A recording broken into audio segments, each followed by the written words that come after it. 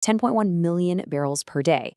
The global system literally just suffered a massive 10.1 million barrel per day oil supply disruption. That is the largest physical energy disruption in history, a direct result of the kinetic conflict and the sudden closure of the Strait of Hormuz. Okay, let's dive into this. The Great Divergence, navigating the 2026 macro labyrinth. You see, this isn't just some isolated energy story. This massive physical energy shock is violently fracturing global central bank policies. What used to be a highly synchronized global monetary system, it's completely shattered into a complex, unpredictable labyrinth. In this explainer, we're going to map out exactly how this great divergence is rewriting the economic rules for 2026 and how the world's largest economies are reacting to this unprecedented pressure. Now, before we go any deeper into the data, just a quick reminder. The information presented in this explainer is strictly for educational purposes, and it's not financial advice. Forward-looking statements always involve risks, uncertainties, and assumptions. Make sure you consult a professional and consider your own financial situation before making any market decisions. Right, let's get to it. Section 1, the 2026 energy shock. So right here in March 2026, global oil supply absolutely plummeted to just 97 million barrels per day. This was driven entirely by the escalation in the Middle East and that critical bottleneck at the Strait of Hormuz. To really put the gravity of this into perspective, Bank of England internal models now anticipate crude spikes reaching anywhere from $108 to $130 per barrel. That is huge. And because of this, we're seeing major agencies like the IEA and OPEC completely diverge on their 2026 demand forecast, simply because the global supply side has been so radically destabilized by this geopolitical shock. Section 2, Central Bank Policy Divergence. Now, what's really interesting about this slide is that it shows us the era of synchronized global monetary policy is officially dead. Just look at how completely fractured these stances have become.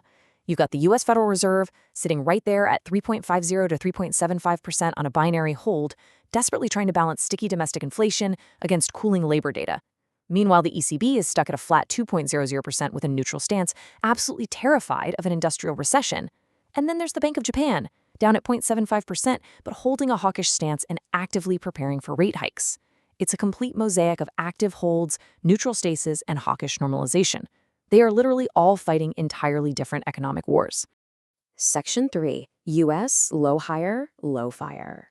4.3%. That is the steady U.S. unemployment rate as of March 2026. Now, the labor market has definitely seen a wildly bumpy road recently, but here is the absolutely critical takeaway. Despite all that volatility, the slight downtick in the official rate was driven almost entirely by a decrease in job separations. Basically, fewer workers are losing or leaving their jobs, and that's keeping conditions just sticky enough to tie the Fed's hands. But if we look underneath that calm surface, the Federal Open Market Committee is actually cracking. Look at this internal consensus from April 2026. It is completely collapsed with an 8-4 split. 8 votes to hold, 4 demanding a change. There's literally no way to understate this. That is the first time we've seen a split like this since 1992. The uncertainty over whether to hike or cut is peaking at the very top. Now, if you're finding this breakdown valuable and you want to stay ahead of these massive macro shifts, hit that subscribe button right now so you never miss our data-driven explainers. Section 4. Japan's hawkish yen defense. So the crucial point here is that Japan is acting aggressively. They are actively defending the 160 yen to the dollar threshold with roughly $30 billion in currency intervention over just a few days.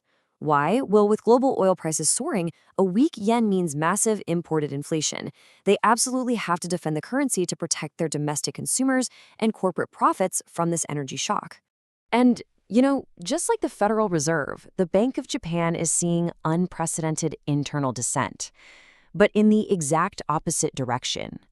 This 6-3 voting split features 3 board members dissenting in favor of an immediate rate hike.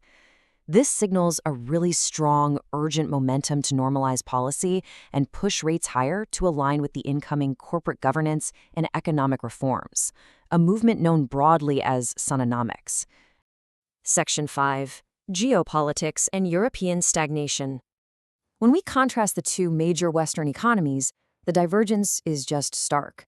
The U.S. is somewhat insulated by its domestic oil production and that resilient low-higher, low-fire equilibrium we talked about earlier. But Europe is facing severe industrial stagnation. The ECB is holding rates at 2.00% because business confidence in legacy powerhouses like Germany and France is just dropping sharply. In fact, the baseline projections for Eurozone GDP growth have been slashed to a mere 0.9% for 2026. They are exceptionally vulnerable to the Middle East energy disruptions that are heavily weighing on their real incomes. And this economic fragility is compounded by a really severe structural threat landscape. Based on the Eurasia Group's top 2026 geopolitical risks, we are looking at a perfect storm. We've got a U.S. political revolution systematically altering trade policy, a Europe lacking strong leadership amid a deep economic malaise, Russia heavily testing NATO readiness on a second front, and China exporting its deflation trap, which directly threatens Europe's industrial base. Section 6. Navigating the 2026 Labyrinth. So what does this all mean for us? How do you actually navigate this chaotic, state-contingent environment? Well, the consensus solution points to a highly defensive approach. First, you've got to control duration to manage interest rate volatility and focus on short to medium-term U.S. Treasuries while the Fed is stuck in that hold. Finally, overweight Japanese structural equities to capitalize on their ongoing corporate reforms and the BOJ's hawkish momentum. The 2026 Great Divergence isn't just a theory, folks. It is a mathematical reality. And to understand exactly how Japanese structural reforms are unlocking so much value right now, click the explainer on your screen to binge watch our deep dive on Sononomics. I'll see you over there.